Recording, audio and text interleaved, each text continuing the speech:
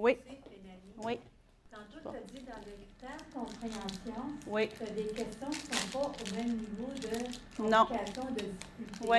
Est-ce que le MES ou bien la commission scolaire, quand vous recevez l'épreuve, vous faites le tableau de spécification afin de savoir justement le niveau de difficulté de ces questions-là? Nous, on ne le fait pas à la commission scolaire. Okay. Le ministère? Non plus. Non plus. Non. Je vais juste ressortir le guide. Ouais. Oui, c'est ça. Puis pourtant, tu sais, je suis en train de finaliser ma maîtrise. C'est pas quelque chose qu'on fait nécessairement. Pourquoi que c'est pas comme ça? Honnêtement, je pourrais pas vous répondre. J'ai pas la réponse à ça. Puis pourquoi le MES le fait pas? C'est un peu particulier. Puis là, je regarde dans le guide d'administration en même temps. La seule chose que... C'est sûr que ceux qui sont de haut niveau, je vous dirais que c'est plus des informations qui sont implicites et non explicites. Parce que quand on parle d'éléments significatifs d'un texte, c'est des éléments qui sont soit explicites dans le texte ou implicites. Ceux qui sont plus de haut niveau sont souvent reliés aux éléments implicites dans le texte. Donc, l'inférence, là, tout ça. Mais non, le tableau de signification, il n'est pas fait malheureusement. Puis nous, on ne le fait pas, mais j'en prends une note. Parce que, dans le fond, juste pour poursuivre mon idée avant Mélissa, dans le fond, quand on bâtit un test, okay, la première chose, c'est de définir le domaine.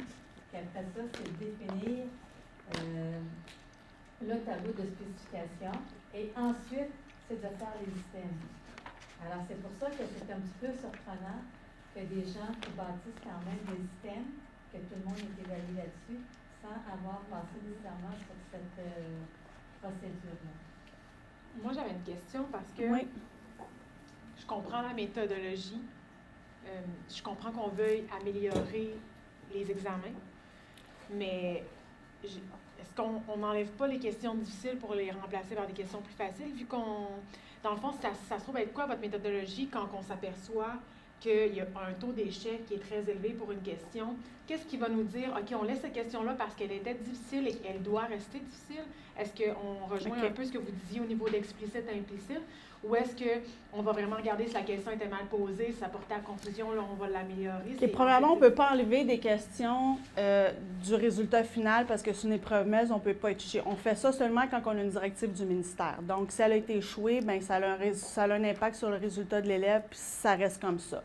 Par contre, nous, quand on voit qu'il y a un haut taux d'échec, comme certaines questions qu'on vient de voir, c'est sûr que nous, c'est pour ça qu'on va voir dans les copies. Puis on regarde, bien, c'est quoi les... Puis souvent, c'est souvent la même mauvaise réponse qui va être survenue. Puis là, c'est là qu'on va aller... moi et mes collègues, on regarde, on fait des hypothèses sur pourquoi que c'est comme ça, pourquoi c'est ce type de réponse-là qui est ressorti. Ça, c'est notre analyse au niveau de la commission scolaire. Mais tantôt, je vous disais qu'après ça, quand la présentation est faite aux directions d'école, eux, ils doivent poursuivre l'analyse plus détaillée dans leur école. Donc, voici les chiffres de la commission scolaire. Parce que dans les tableaux que je leur envoie, puis on va en voir tantôt, ils ont les chiffres de la commission scolaire, mais ils ont les chiffres de leur école. Okay. Donc, c'est possible qu'à la commission scolaire, c'est le taux d'échec, mais c'est possible que dans une école, à cette question-là, ça a été réussi. Donc, eux, ils ne s'attarderont pas sur cette question-là, mais sur une autre question possiblement. Mais si eux, elle est aussi manquée que la commission scolaire, bien là, on va aller voir. On va aller voir quel élève, parce qu'on va aller voir dans quel groupe dans l'école que c'est le plus manqué. Si c'est dans les deux, on va travailler avec les deux enseignants. Si c'est juste avec un enseignant, on va travailler avec cet enseignant-là. Mais là, on va aller voir après ça, c'est quoi le type de réponse qui a été donné pour savoir c'est quoi la mauvaise réponse. Parce que là, on vient toucher un peu nos pistes que nous, on donne, c'est en lien avec la pédagogie en classe. Qu'est-ce qu'on peut faire pour travailler, pour s'assurer que ce type de questions-là, avec le type de réponse, on ait la prochaine fois un meilleur taux de réussite? Sauf que là, la question ne changera pas, dans le fond. Donc, si on s'aperçoit que la question est mal posée... Non, parce qu'une épreuve du MES, on ne peut pas toucher à ça. OK. Qui touche à ça? C'est le ministère. Puis, est-ce que le ministère reçoit ce genre d'études-là? Eux, ils ne viennent pas voir nos chiffres. On n'envoie pas nos données au ministère de nos épreuves MELS, OK? Parce que le but d'une épreuve MELS, c'est pour réguler le système. Ce que ça veut... En sixième année. Non, c'est ça.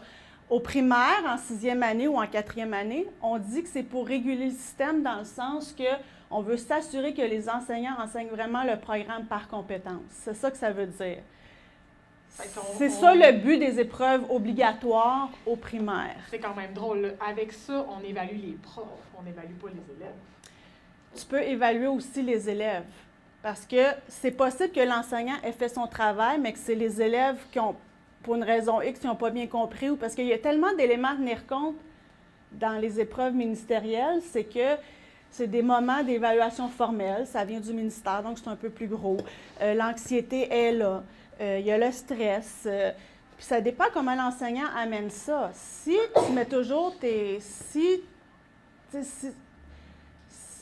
si tu démontres à tes élèves que là, c'est super important, il ne faut pas manquer ça, tu mets un peu d'anxiété sur tes élèves. Donc, ça dépend comment l'enseignant amène l'évaluation dans sa classe aussi. Oui, ça vient du ministère, sauf que, tu sais, moi, si j'étais dans une classe titulaire, tu sais, j'étais titulaire, je ne mènerais pas ça comme c'est la grosse évaluation. C'est une évaluation comme une autre, dans le fond. C'est de même qu'il faudrait le voir, mais ce n'est pas nécessairement véhiculé comme ça dans les écoles. C'est sûr qu'il y a toujours une section à la fin de commentaires qu'on peut envoyer au ministère. Puis ça, nous, les CP, on le fait. Les enseignants aussi peuvent le faire, mais malheureusement, ils ne prennent pas le temps de le faire. Qu'est-ce que tu fais avec les questions qui sont trop faciles, par exemple?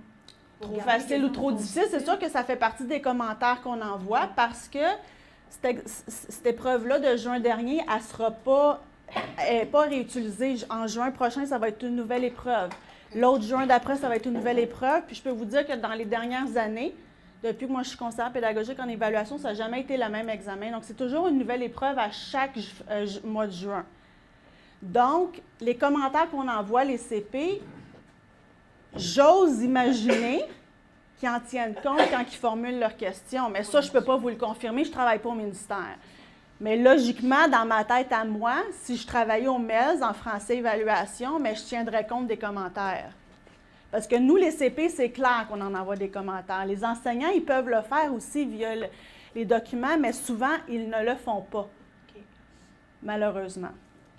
Merci. Il y avait ici, puis ici. Je recule un peu. Oui. Quand vous nous avez présenté la proportion accordée à chacun des critères Oui. d'évaluation, ce que vous nous présentez ce soir, c'est 2014. Ce qu'on Oui. avait sur Studium, c'était 2012. Et je vois que les proportions varient considérablement. Oui, d'une année à l'autre, c'est jamais la même. Oui.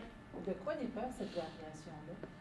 C'est le ministère dans la façon... On ne fait pas de tableau de spécification. Non, c'est ça, exactement. Donc, on peut voir pourquoi que c'est problématique vu qu'il n'y a pas de tableau de spécification. C'est parce qu'il y a beaucoup... Sans défendre le MELS, là,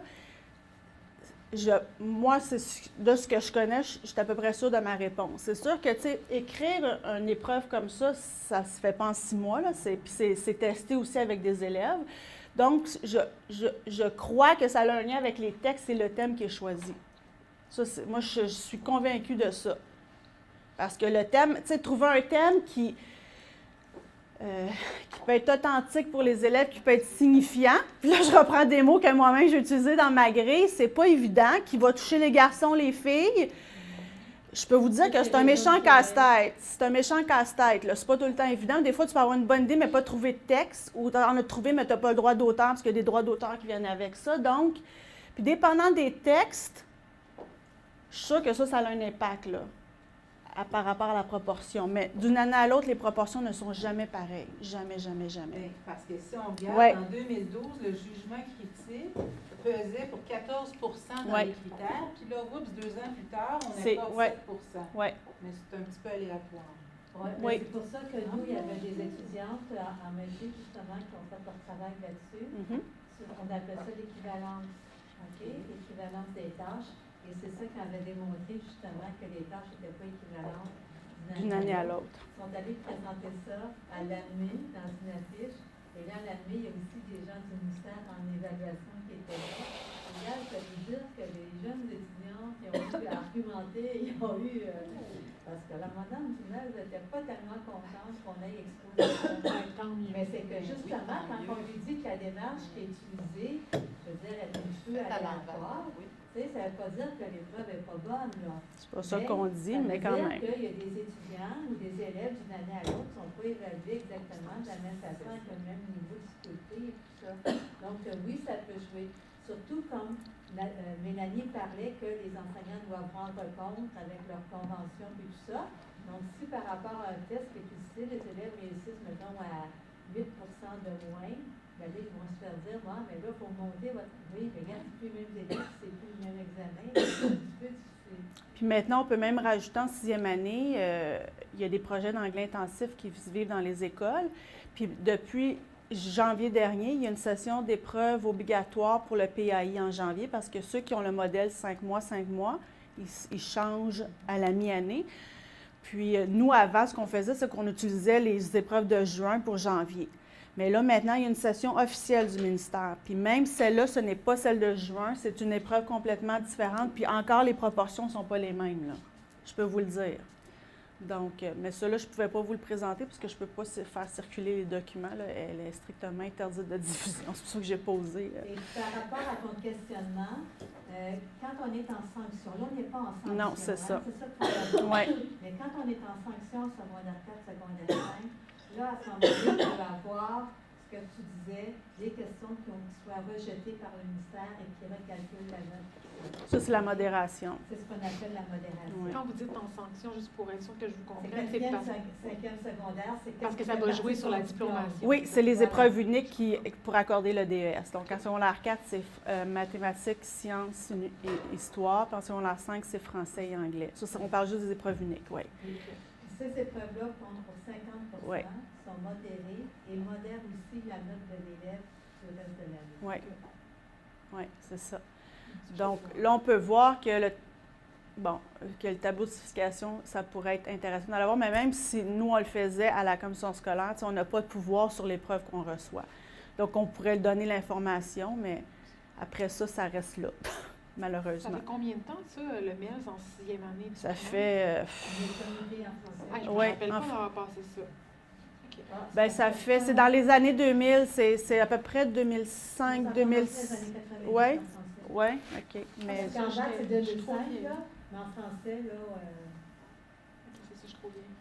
J'ai pas vu ça. Donc, on va juste continuer. Il y avait une question aussi de monsieur. Oui, allez-y. Oui, juste une réaction. Oui. Pour dire que moi, je ne vois pas d'un mauvais œil que le ministère cherche à s'assurer par des moyens dont la pertinence est à discuter que les élèves ont à peu près le même niveau ou que les mêmes compétences ont été développées à divers endroits. Parce qu'ailleurs, ça constitue un reproche qu'on fait au système. Parlant de chemin, vous verrez des élèves de 6e année dans la même ville, mais quand vous les approchez pour les tester un peu, vous vous rendrez compte qu'il peut exister des grands écarts. Okay. Un grand écart. Donc, que l'État, soit dans son rôle régalien, cherche à avoir une vision ou alors une certaine mairie sur ça, moi je trouve que cela est même à saluer.